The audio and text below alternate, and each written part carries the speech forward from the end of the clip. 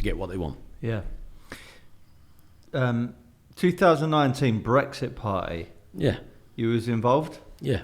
Brexit. Yeah. Was it a good thing or was it a bad thing? I think it was a great thing. I think it's turned out to be not such a great thing. And, it's interesting to me that, Nigel Farage will still get death threats for it. And even more recently, I saw a bit where somebody was attacking him for it. And the country voted for it. We live in a democracy, okay? It was very close, so you've always got to be conscious that pretty much half wanted it, half didn't. But in a democracy where there's a vote, we fell down slightly on the half that did want it. And if I'd have been in a position to help, I'd have always been cognizant of the fact that you've still got a lot of unhappy people. You've got to kind of try and make that work. I don't believe that, Boris, you could say, made it happen, but I don't believe that he really believed in it, and certainly the Tories didn't. And so we've now got a very diluted form of Brexit, which I think is pretty shit.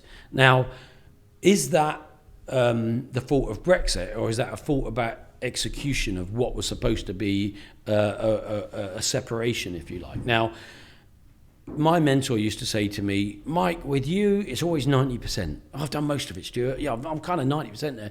He said, if I taught you to cross a raging river and could show you a way to cross that river and get from this side to that side without killing yourself, and you'll be over there, you'll be really safe, you'll be really happy, but you only fucking follow me 90%, what's going to happen? Well, I'm going to drown. And yet you still keep doing it 90%, and then you blame me for why it's not worked.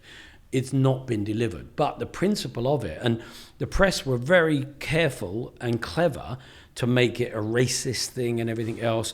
For me, and most of the people I knew, there were some bad ones in there, I guess there is in every party, but it was about actually being a global Britain, not having to be part of an old school club called the EU, where we're going to then exclude India, exclude Canada, exclude South America, and say, oh no, because I know you've got lovely tomatoes, Brazil, but Spain's in our club, so we're going to look after them first. Or, there's a lady in India who's got 2 degrees and the best surgeon in the world for this, but we got to give the woman in France a job first because that's part of our club. Now, I think actually there was more prejudice inside something like the EU than there was in having a Britain that can be independent but globally connected. And that was sort of certainly where I was coming from on it. And actually, economically, I still, to this moment, believe with every cell in my body that since we joined the EEC, which is when I was doing A-level geography, as part of A-level geography at school, very quickly it was failing. Within a year or two, it was failing. There were loads of stats, and Margaret Thatcher was showing how it was failing. But then, and it was only ever meant to be a trading bloc, where we combined economic trading power. Suddenly, they're telling us what laws we got to follow. They're telling us how we've got to educate our children. They're starting to morph cultures together to one European culture rather than valuing the fact that Italy had this amazing culture, and France that culture, and Germany. We're all different, but we can be different but neighbours. You're different to your neighbours, I'm different to my neighbours. I don't have to be the bloody same to be a good neighbour, necessarily. But we don't encourage critical thinking in schools. We don't encourage critical thinking in educational business. We actually want everyone to think the same, and we want to tell them how to think. And sadly, they end up groupthink, and they think they're individual, but they've never taken the time to look at things from all perspectives. And all I'd say is, I like people who disagree with me. We have a good debate. We may still end a debate completely opposed to each other's views, but we should be able to debate it and have different views and respect each other's views. And my views were in support of an independent Britain that valued all of our different cultural and business excellence, but able to trade with the whole world, not forced to trade with a small part of it. Mm. I know there's going to be a small amount of people that... There's going to be loads. What I was going to say is a small amount of people that are going to play devil's advocate slightly to what you're saying, which is, take for instance this building trade, right? Yeah. I mean, I've done little developments and slightly larger developments over the last few years, and there is no question that materials and things like that have gone absolutely through the roof. Now, that's probably partly because of what happened with lockdown and COVID, etc., but massively leans on the fact that we're gone through this Brexit transition and everything is just costing a lot more money. What do you say to those people who are feeling the pinch in the building game, saying, do you know what, I really wish we stuck in it because my materials have gone up by 3 times? Yeah. So during COVID, we built 102 flats, okay? We bought Papworth Hospital, which is 350,000 square feet to convert. I saw those changes as well. But actually, post-Brexit, pre-COVID, whether we're looking at copper, cement, plasterboard, labour, it's all pretty much doubled. COVID had a massive effect. A load of those production plants closed down. So was that Brexit? Was that COVID?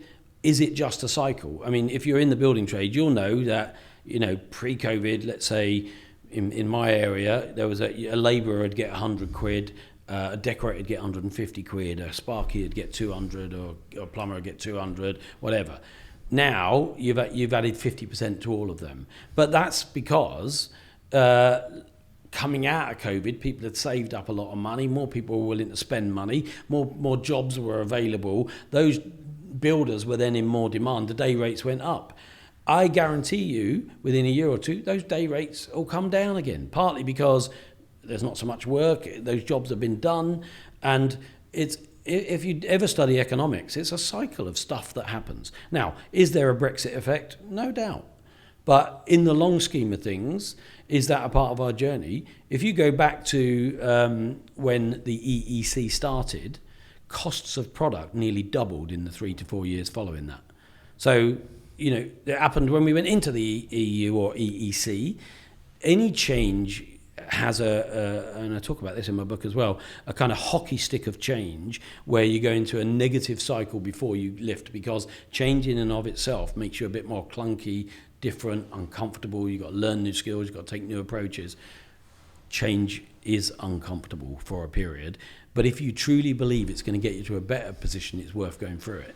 Now, half the bloody country wanted it, or 51, 52, whatever it was.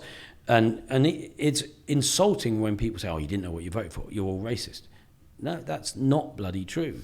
In fact, it's just democracy. Now, we can say, well, let's become a communist society where we tell people how they're going to think. Or we say, you didn't get much of an education, so you're going to vote the way your dad voted or the way your mates vote, so we're not going to fucking give you a vote because you're not intelligent, because you don't know the policies anyway. That's wrong.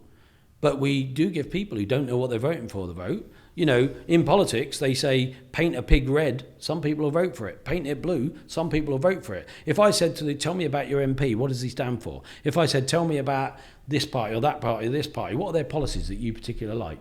They couldn't fucking name them. They're following a group think. Now, but in the whole, there'll be as many of those bad uns in Tories as there are in Lib Dems, as there are in Labour. And you've got to trust in a democracy that the winning vote wins. If it had been the other way, we would have stayed in and there would have been no turnaround. It is what it is. And for me, I think it's the right decision, but I recognise half the country, there or thereabouts, didn't want it. And they're upset. And if I lost, I'd be upset. But it is just the way it is.